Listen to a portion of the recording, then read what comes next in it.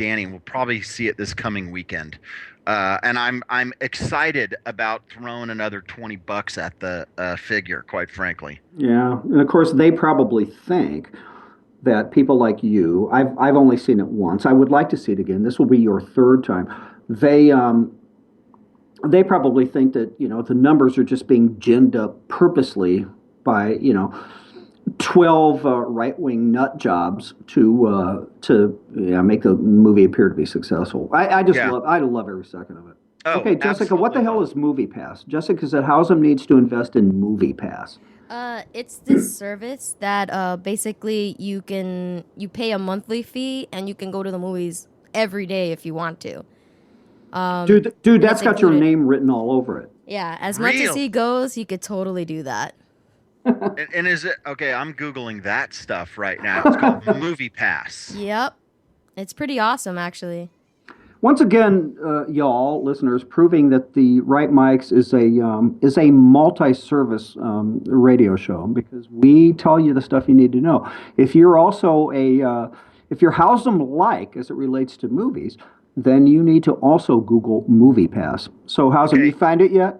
Yeah, it's 30 it's $30 a month. Um and Edwards is included. I don't know what that means. Yeah, it's a Yeah, bunch. There's a bunch of Edwards theaters. Regal Theaters. Mm-hmm. Oh, okay, got it, got it. Those are the majority of the ones around me Okay, so who's are the other big one? There's Regal and then United There's Artists, maybe. AMC. UA, Yeah. right? AMC, there's ArcLight, there's a bunch of them. Okay, so are those top three in there? Oh, there's yeah, they got tons, and I mean they are in all the areas. At least where I am, I don't go to the movies enough to get a $30 a month, But it if you go all the time, it's definitely a Yeah, good we're thing. we're talking to Housem here. Yeah, Oh, and Regency Theaters. There you go, Regency. Yeah. yeah. You know what? All of the major theaters, AMC's included, the Edwards, even the private. There's a couple of private individual ones. Century. Mm-hmm. Um, they're all included. Okay, Dude, so dude, for you, that would be the equivalent of Michael Moore buying a lifetime pass to every all-you-can-eat smorgasbord in the country.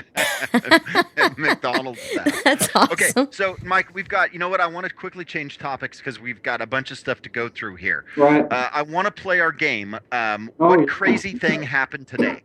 I have three different articles. Okay. And see, I've not heard or read these, so I am I'm running blind here. Okay. So here's the deal, guys. Is that what we're doing is we're going to do this at least once a week. We probably could even do it every single day. We're going to find a story. And I'm going to read the story and go through what the details are. And Mike is going to have to decide whether or not it's from Portland, San Francisco, or Seattle. Because for us, those three cities are the craziest, nutsiest left wing wackos in Hmm. the planet Earth.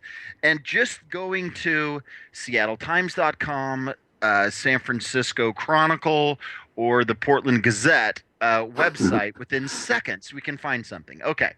So here's the first one, Mike. Okay. Yep.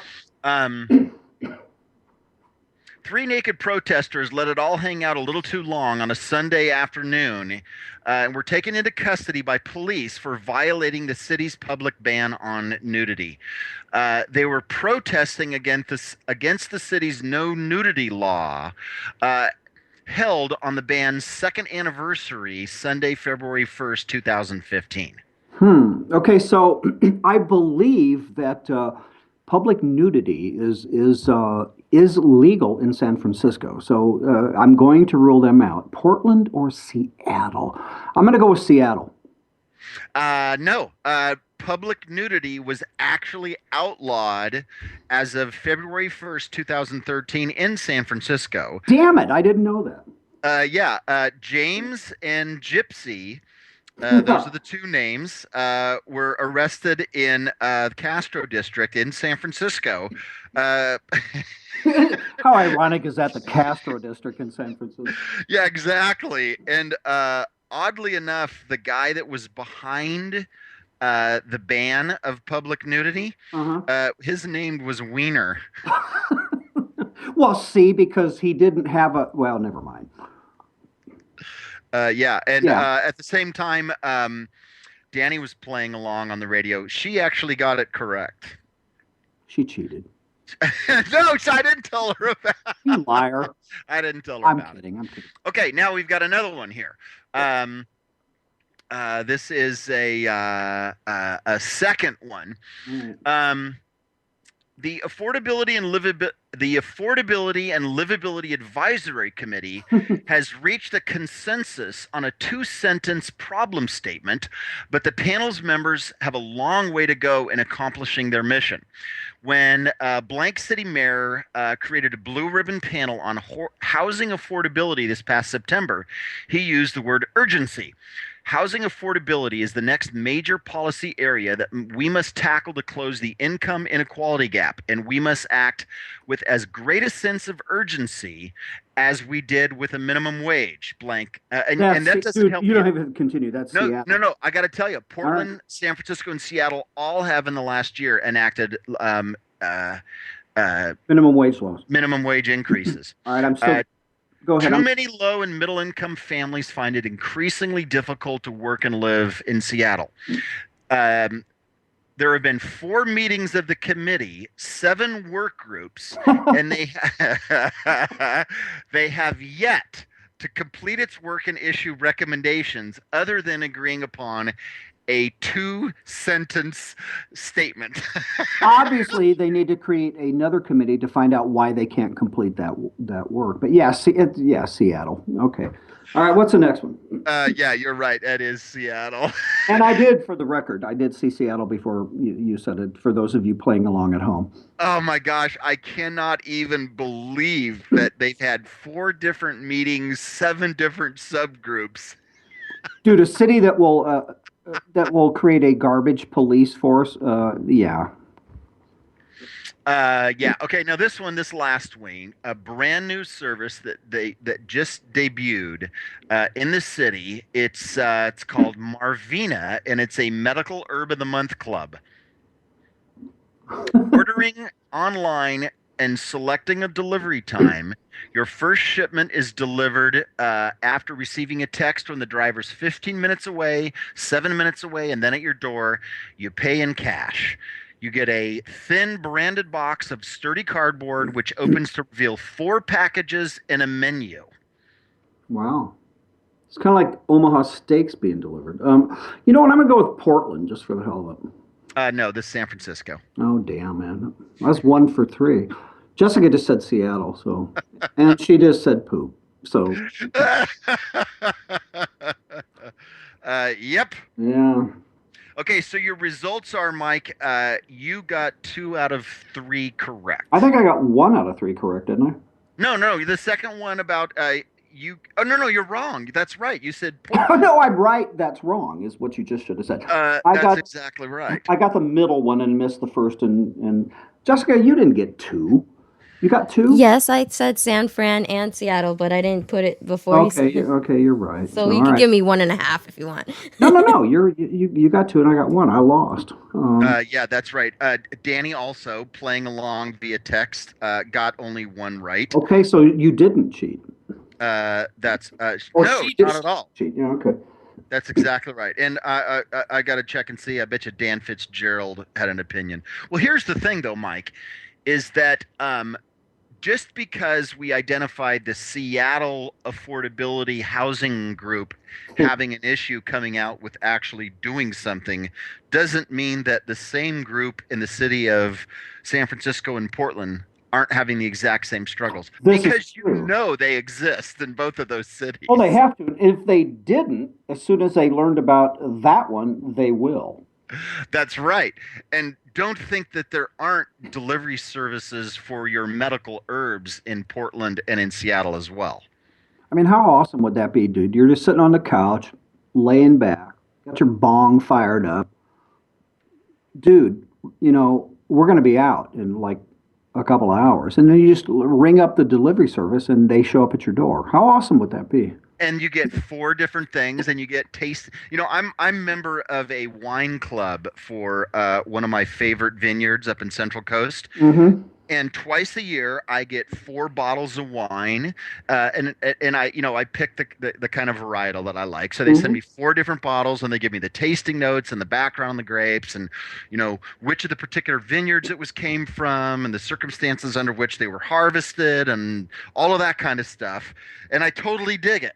So wouldn't it be awesome to do the exact same thing with your weed? That would be incredible. Speaking of vineyards in California, a friend of mine who is from California is a Hispanic, by the way, um, a wine fanatic, aficionado, or whatever you call it. He said there are small vineyards there where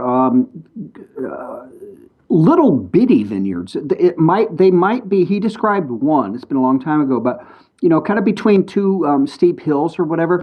And just by virtue of the soil content and the amount of light that it gets versus other places or whatever, they grow grapes unique to just that little area. I find that stuff kind of fascinating. Oh yeah, totally, Yeah. absolutely. Although Uh, I'm not a big wine drinker. really, Yeah. yeah, I mean, it's I like my can drink fave. it. It's got to be a red. Right, I'm the same way. Yeah. And then there's some people that put red wine in the refrigerator, but we won't talk about them.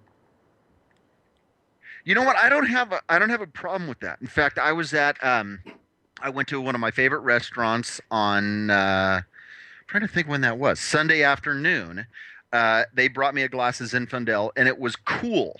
The idea being that you put it in a not so much a refrigerator, No, but if go ahead, man. I was gonna say this. This is why you and I are creepy sometimes. But go no, ahead. please, you go ahead, Mike. No, I read the same thing that you take a red wine. It was suggested you take a red wine, put it in the refrigerator for half an hour before you serve it, and you take the white wine and you take it out of the refrigerator for a half hour before you serve it. That's right, because what it's and the idea is that it mimics the temperatures that would be in an actual, an historical wine cellar.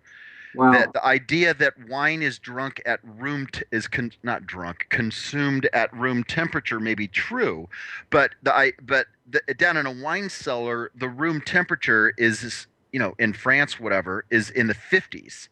Not quite as cold as your refrigerator would get it, but quite a bit cooler than typical, 70, 72-degree room temperature. See, that is fascinating to me. When I was in France, and I went there, compliments of AXA, which is a financial services company that happens to be based in France. But the big deal for insurance companies in the feather in the hat, the whatever have it, coupe de ville, if you will, a friend of mine used to say that instead of coup de grace, but it is to own a operating chateau. And Oh, right. and so we stayed there after we left Paris.